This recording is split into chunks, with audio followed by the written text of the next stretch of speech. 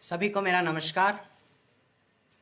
मैं अक्षय बोहरा राजस्थान के टोंक ज़िले से हूँ। हम थोड़ा सा इंतज़ार कर लेते हैं सबका, सभी दर्शकों का, श्रोताओं का।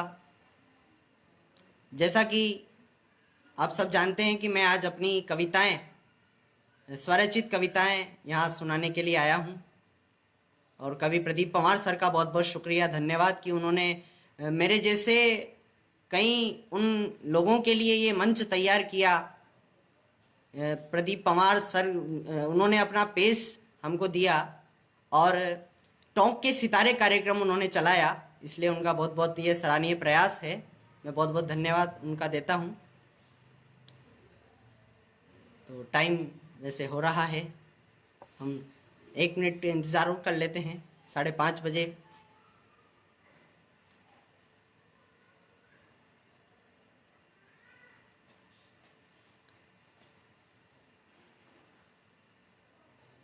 मैं, जैसा कि पहले भी बोल चुका हूँ, मैं अक्षय बोहरा राजस्थान के टोंक ज़िले से आपके बीच अपनी कविताएं सुनाने आया हूँ। और बिना इंतज़ार कराए मैं अपनी शुरू करता हूँ। मेरा साहित्य में रुझान और साहित्य में लिखने की रुचि और जो मुझे प्रेरणा मिली है वो मेरे परदादा पंडित गिरधर दास जी बोहरा सुधाकर और मेरे दादा पंडित हनुमान प्रसाद बोहरा मान से मिली है। दोनों ही अपने समय के लोकप्रिय साहित्यकार रहे हैं। संगीत के क्षेत्र में श्री भगवान जी भंडारी साहब और श्री धनराज जी साहू साहब, जो अंतर्राष्ट्रीय गायक कलाकार हैं, उन्होंने मेरा मार्गदर्शन किया और मेरा उत्साहवर्धन किया है। मुझे मंच पर लाने का जो काम श्री प्रदीप जी पंवार साहब ने किया, उसका ही यह प्रतिफल है कि मैं आज आपके समक्ष अपनी कविताएं प्रस्तुत करने जा रहा हूँ। मेरे शिक्षा गुरु श्री रमेश चंद जी काला साहब और विवेकानंद विद्यालय के समस्त गुरुजनों को प्रणाम करते हुए, समस्त श्रोताओं को सादर नमन करते हुए, मैं अपनी कुछ रचनाएं बिना आपको इंतज़ार कराए आपके बीच रख रहा हूँ। सर्वप्रथम माँ शारदे, जो कि कवियों की देवी है, साहित्य की देवी है, माँ शारदे के आह्वान से मैं शुरू करना चाहूँगा कि सारा जहां तुम्हारे ही गीत गा रहा है, सारा जहां तुम्हारे ही गीत गा रहा है। धरती का शस्य आंगन पलकें बिछा रहा है, धरती का शस्य आंगन पलकें बिछा रहा है।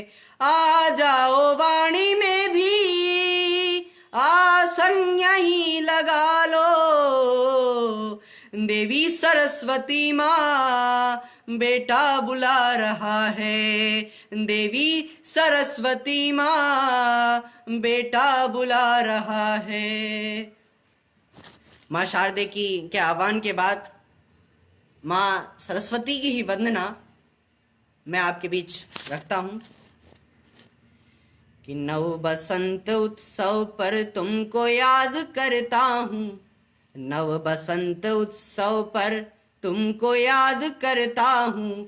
माता शारदे चरणों में प्रणाम करता हूँ, माता शारदे चरणों में प्रणाम करता हूँ। हो स्वरों की देवी भी संगीत का आकाश तुम, हो स्वरों की देवी भी संगीत का आकाश तुम। सरस्वती के नाम से हो ज्ञान का प्रकाश तुम। वीणा जिसके हाथ में है, वीणा जिसके हाथ में है, वेदों का आधार तुम। भावों के सुमनों से अभिराम करता हूँ, भावों के सुमनों से अभिराम करता हूँ। माता शारदे चरणों में प्रणाम करता हूँ, माता शारदे चरणों में प्रणाम करता हूँ। कि माता के चरणों में तन मन सब अर्पित है, माता के चरणों में तन मन सब अर्पित है, और आपको मेरा जीवन समर्पित है। माँ की ममता सब जगह, माँ की ममता सब जगह व्यापक और वर्णित है। ऐसी माँ की ममता को मैं प्रणाम करता हूँ, ऐसी माँ की ममता को मैं प्रणाम करता हूँ। माता शारदे चरणों में प्रणाम करता हूँ, माता शारदे चरणों में प्रणाम करता हूँ। नव बसंत उत्सव पर तुमको याद करता हूँ, नव बसंत उत्सव पर तुमको याद करता हूँ। माता शारदे को सादर प्रणाम करता हूँ, माता शारदे को सादर प्रणाम करता हूँ।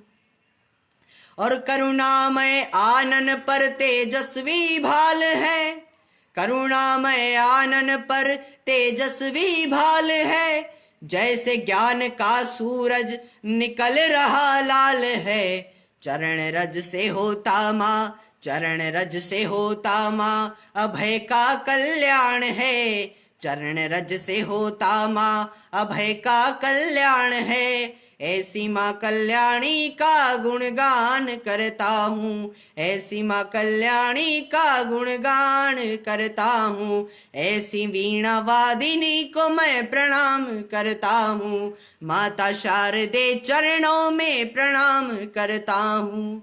नव बसंत उत्सव पर तुमको याद करता हूँ, नव बसंत उत्सव पर तुमको याद करता हूँ। माता शारदे चरणों में प्रणाम करता हूँ, माता शारदे चरणों में प्रणाम करता हूँ। माता शारदे की वंदना के बाद जो बेटियां हमारे देश की हैं, बेटियों की स्थिति आप सब जानते हैं देश में। तो एक बेटी पर एक मैंने कविता लिखी, तो वो कविता आपके बीच में रखना चाहूँगा कि बेटी नदी है, दरिया है, पानी है, बेटी बेटी नदी है, दरिया है, पानी है, बेटी बेटी एकमात्र जीवन की कहानी है। बेटी है तो घर में कल और आज है, केवल बेटी ही दो कुलों की लाज है, केवल बेटी ही दो कुलों की लाज है। बेटी बेटी सूरज है, चांद है, तारा है, बेटी बेटी सूरज है, चांद है, तारा है, बेटी उस गगन का एक सितारा है। बेटी उषा है, अर्चना है, गीता है, बेटी बेटी उषा है, अर्चना है, गीता है, बेटी रघुकुल वधु जनक नंदिनी सीता है, और माँ की सहेली पिता का दुलार है। कि माँ की सहेली और पिता का दुलार है, भाई का जीवन और पिया का प्यार है।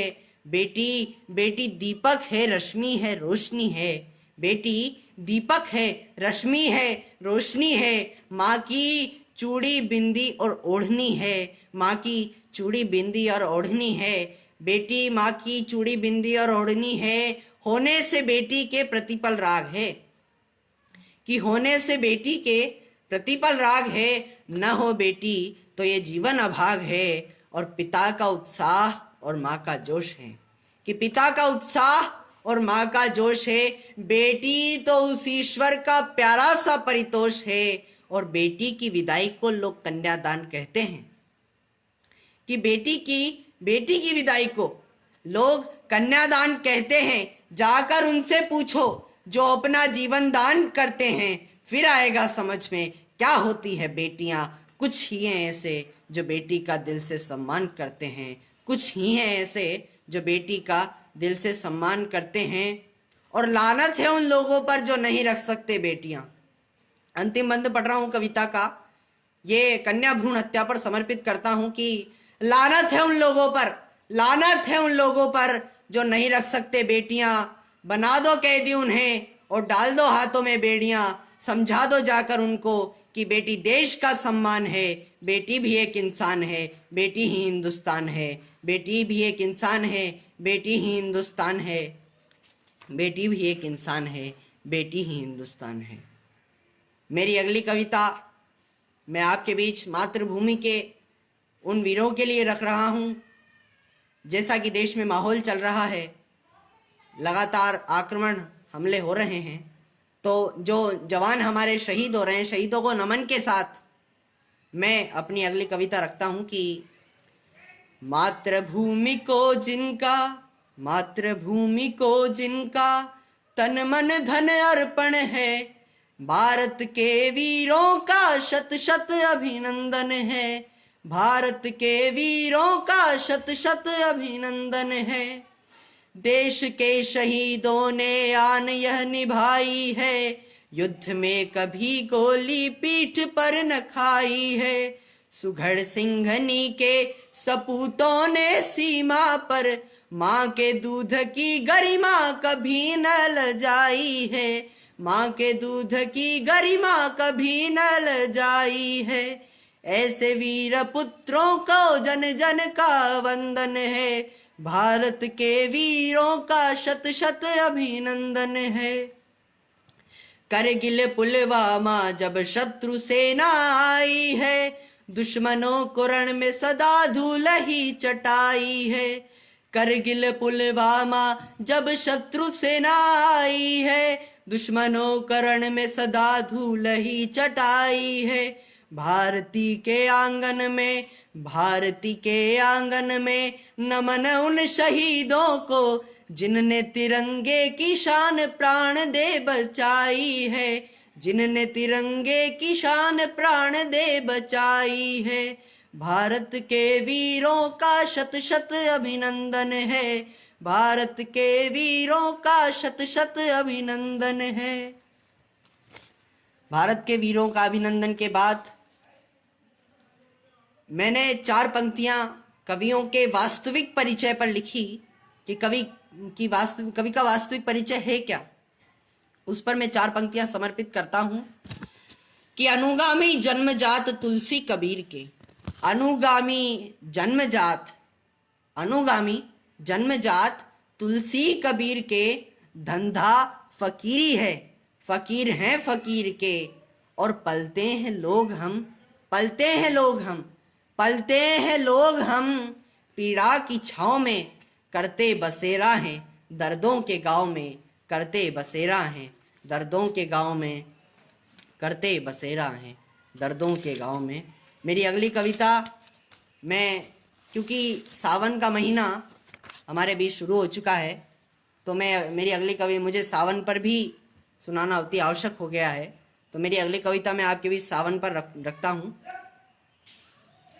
कि धरती गाने लगी धूम मचाने लगी, धरती गाने लगी धूम मचाने लगी, गर्मियों की तपन सर झुकाने लगी, और चाल श्रृंगार की बहकाने लगी, शाम की हर छटा मुस्कुराने लगी। सावन की बहारें जब आने लगी, सावन की बहारें जब आने लगी, और रंग जीवन के फिर से निखरने लगे, रंग जीवन के फिर से निखरने लगे, पंख मयूरों के नर्तन करने लगे, खग वृंदों से कलरव चहकने लगे, जूही चंपा से उपवन महकने लगे। सावन की बहारें जब आने लगी, सावन की बहारें जब आने लगी, चितवनों की शरारत मचलने लगी, चितवनों की शरारत मचलने लगी, यौवनाई उम्र अब उछलने लगी, मेले लगने लगे भीड़ उमड़ने लगी, मेले लगने लगे भीड़ उमड़ने लगी, बच्चे बूढ़ों पे आभा झलकने लगी। सावन की बहारें जब आने लगी, सावन की बहारें जब आने लगी, और कि संग साथी चले उपवनों के लिए, संग साथी चले उपवनों के लिए, पर्वतों पर चढ़े पिकनिकों के लिए, नहर नाले चले कश्तियों के लिए, गीत गाते चले मस्तियों के लिए। सावन की बहारें जब आने लगी, सावन की बहारें जब आने लगी। और अंतिम अंत आपके सामने रखता हूँ कि देख करके उसे आम जामुन लगे, देख करके उसे आम जामुन लगे, नेबुआ आने लगे पेड़ छाने लगे, कलियां निखरी सुमन लहलहाने लगे, भंवरें तितली मधुर गुनगुनाने लगे। सावन की बहारें जब आने लगी, सावन की बहारें जब आने लगी। मेरी अगली कविता जिसका शीर्षक है वर्तमान का चित्रण, वर्तमान पे मैंने लिखी, वर्तमान के चित्रण पे, जिसका शीर्षक रखा वर्तमान का चित्रण, कि ऊपर से नीचे तक ईंटें सबकी सब गंदी हैं, शांत दिखने वाली प्रतिमाएं भी बहुधंधी हैं। ऊपर से नीचे तक ईंटें सबकी सब गंदी हैं, शांत दिखने वाली प्रतिमाएं भी बहुधंधी हैं। नहीं हटेगी आज गंदगी, नहीं हटेगी आज गंदगी, केवल चूने पानी से। पूंजी वालों की मुट्ठी में प्रतिभाएं सब बंदी हैं, पूंजी वालों की मुट्ठी में प्रतिभाएं सब बंदी हैं। और जिस जहाज पर नाविक बैठा पहले वही डूबता है, कि जिस जहाज पर नाविक बैठा पहले वही डूबता है। जिस मौसम को वसंत कहा अब वो ही चमन लूटता है। प्रेम उभरने से पहले ही, प्रेम उभरने से पहले ही कस जाता है चोली में। दर दर रोज गरीबी फिरती लिए विवशता झोली में, दर दर रोज गरीबी फिरती लिए विवशता झोली में। और अंतिम बंद आपके समक्ष रखता हूं कि यौवन विष पी कर जीता है, यौवन विष पी कर जीता है। श्री लक्ष्मी के चरणों में सुंदरता छटपटा रही है आतताई के पंजों में।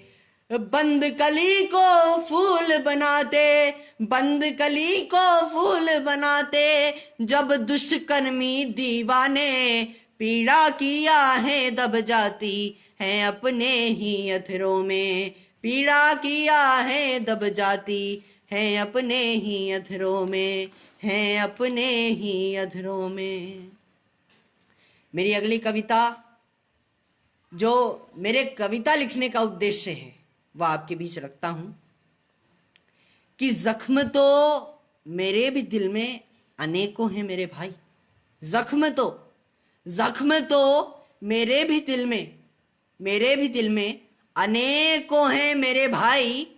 मुझे उनको बता करके न किसी का दिल दुखाना है, और यह माना कि शायरी दिली हकीकत से होती है, यह माना कि शायरी दिली हकीकत से होती है।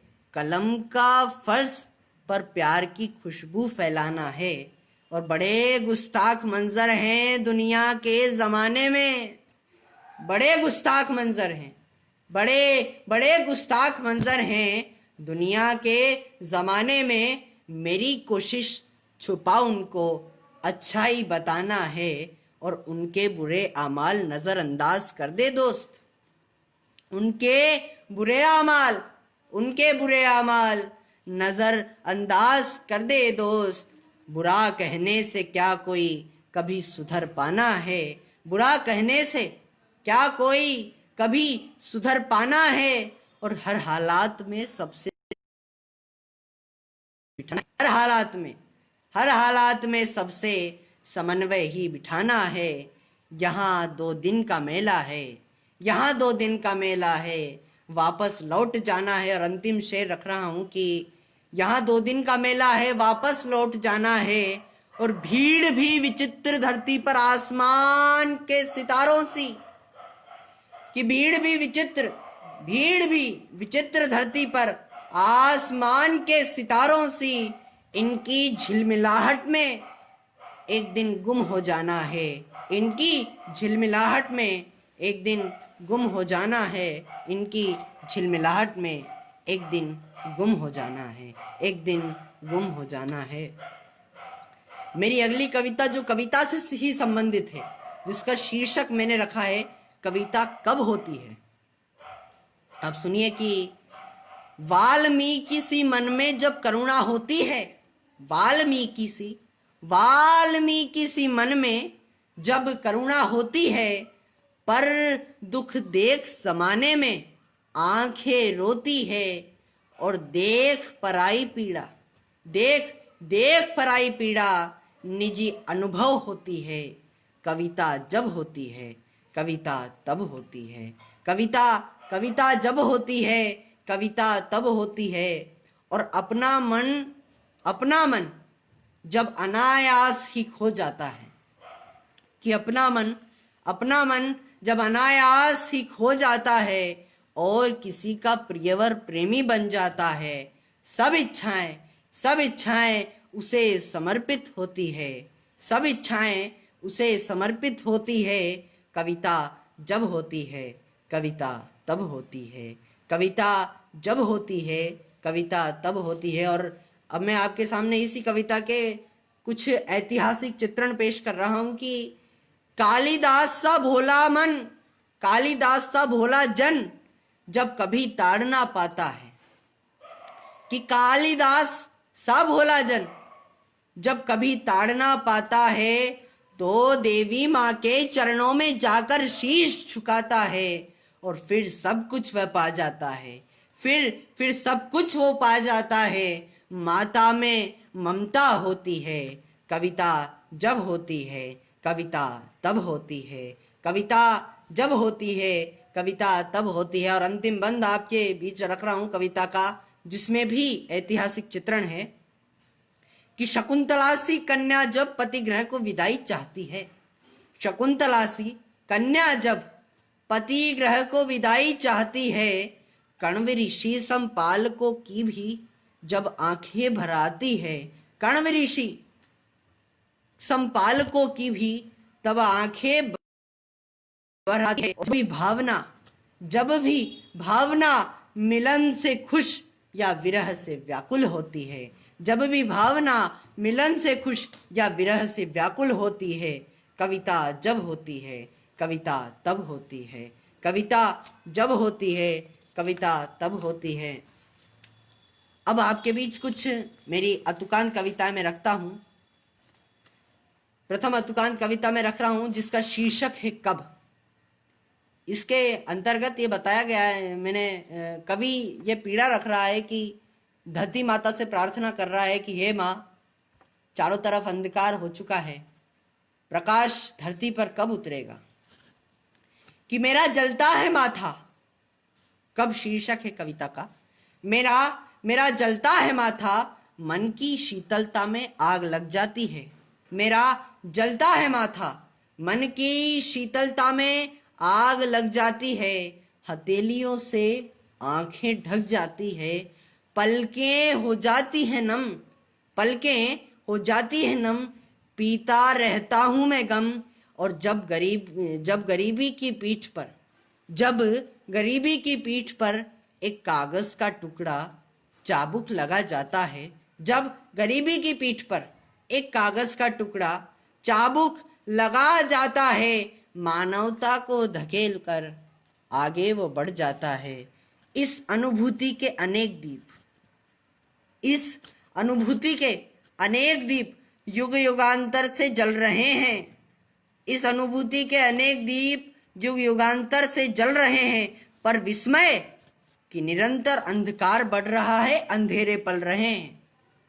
इस अनुभूति के अनेक दीप युग युगांतर से जल रहे हैं, पर विस्मय कि निरंतर अंधकार बढ़ रहा है, अंधेरे पल रहे हैं। ओ आद्यांत रहिता धरती माँ, तू ही बता पूर्ण प्रकाश कब उतरेगा, विश्व के आंगन में कब मानवता का सूरज निकलेगा, और कब निर्धन श्रमिकों के भाल उसकी किरणों से चमकेंगे। कितना उल्लास और आनंद होगा तब। माँ इतना तो बता दो कि वह स्वर्ग पृथ्वी पर उतरेगा कब, वह स्वर्ग पृथ्वी पर उतरेगा कब कब कब। मेरी अगली अतुकांत कविता मैं आपके बीच रखता हूँ, जिसका शीर्षक है चिंतन।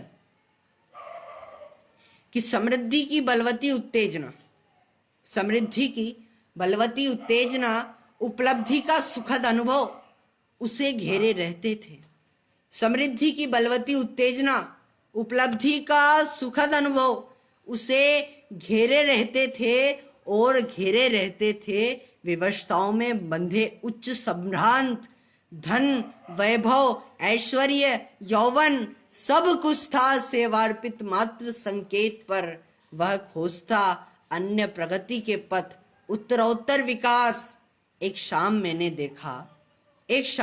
मैंने देखा उसका शरीर रस्सी से बंधा, कंधों पे धरा महाप्रयाण को अग्रसर, अतुल वैभव शेष बिखर पड़ा था वह रिक्त हस्त। चला गया, मैं भी कुछ सोचने लगा था। उसी क्षण मैं भी कुछ सोचने लगा था। मेरी अगली अतुकांत कविता मैं आपके बीच रखूं, जिसका शीर्षक है शोर। कि काम नहीं करने का बहाना, कोरी बातों से उधम मचाना, भीतर से टूटे कुछ लोग, लगाए चेहरे पर चातुर्य के मुखौटे, पर दोष विशेषज्ञ स्वयं को सर्वगुण सिद्ध करता, काम करने वालों के उड़ाते टांग, बनाते उपहास, कई ऐसे लोग रहते आसपास। असहनीय होता है इनका शोर, मन करता है चला जाए इनके बीच से कहीं और। कविताओं के बाद मेरी अब एक कविता दादी माँ पर भी मैंने लिखी, जो आपके बीच रखता हूँ। कि जगकर देर रात तक जिसने नित कहानियां सुनाई है, जगकर देर रात तक जिसने नित कहानियां सुनाई है, गर्व है मुझको मुझ पर कि मैंने ऐसी दादी पाई है, और हर परिस्थिति का सामना करने वह सर्वदा खड़ी रही। आँच न आने दी अब तक वह आग के आगे अड़ी रही, और प्यासे की प्यास बुझाती वो अंधे की आंखें बन जाती, और कभी सीता जैसी सबला तो कभी दुर्गा माता बन जाती, और जिसकी ममता को देख मौत भी आगे से हट जाती है। कि जिसकी ममता को देख मौत भी आगे से हट जाती है, और वही गोल चश्मे वाली वृद्धा दादी माँ कहलाती है। और अंतिम दो पंक्तियां रखता हूँ कविता की, कि वही गोल चश्मे वाली वृद्धा दादी माँ कहलाती है, और जिनके माथे पर दादा दादी का अभय हाथ होता है, जिनके माथे पर दादा दादी का अभय हाथ होता है, उनका जीवन खुशियों से सदा आबाद होता है। और दादी की कविता के बाद दो पंक्तियां मैं मेरे द्वारा लिखित पढ़ना चाहूँगा। कि वर्तमान की वजह से अतीत हो रहा बदनाम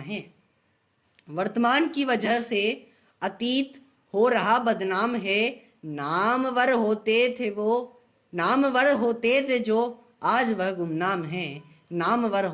जो आज वह गुमनाम है। और क्योंकि राखी भी अगस्त के जहाँ तक मुझे लगता है प्रथम पखवाड़े में ही है, तो राखी पर भी मैं अपनी 4 पंक्तियां पढ़ता हूँ। कि रक्षा सूत्र मात्र एक औपचारिकता ही तो है, असली संबंध भाई बहन की एकता ही तो है। और जो ना निभा सके इस रिश्ते को ठीक